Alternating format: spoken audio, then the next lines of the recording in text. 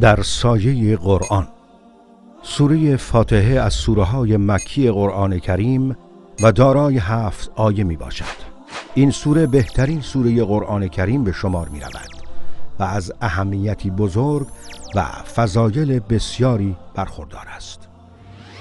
مسلمان این سوره را در شبانه روز حداقل 17 بار تکرار می نماید و اگر نمازهای سنت را هم بخواند حدود 30 بار آن را تکرار می کند و اگر در کنار اینها نمازهای نفلی هم بخواند به مراتب بیش از این تکرار می شود.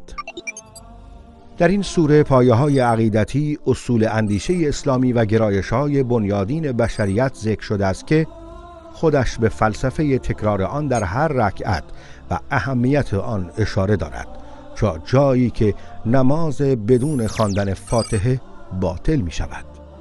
سوره فاتحه در برگیرنده تمام مفاهیم قرآن کریم می باشد، به گونه ای که در آن از عقیده، عبادت و سلوک مسلمان صحبت شده است و به همین خاطر ام القرآن یعنی اصل و اساس قرآن کریم نامیده می شود و چون از فضایل زیاد و جایگاه بالایی برخوردار است، نامها و صفات زیادی برایش ذکر گردیده است که برخی از آنها عبارتند از فاتحه، هم، سبع المثانی، شافی و کافی.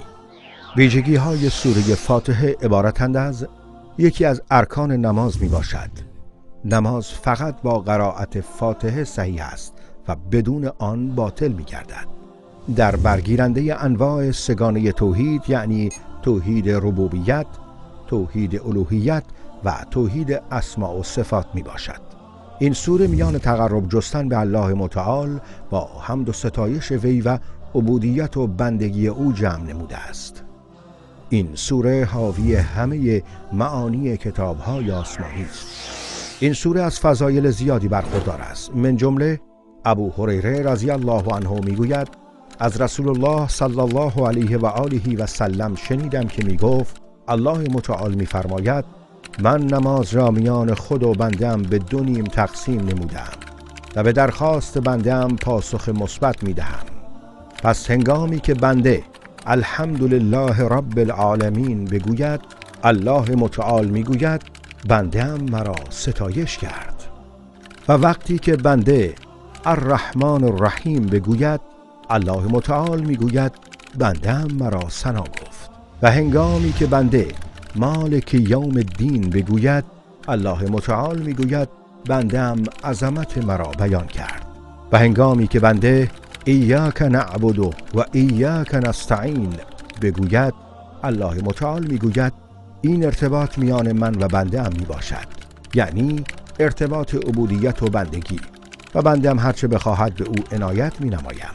و وقتی که اهدنا الصراط المستقیم صراط الذین انعمت علیهم غیر المغضوب علیهم ولا الضالین بگوید، الله متعال میگوید این خواسته بنده‌ام را برآورده نمودم و سؤال بنده‌ام را پاسخ مثبت دادم. آری، فاتحه کتاب یعنی سوره آغازین قرآن کریم حاوی همه مفاهیم والای آن می باشد.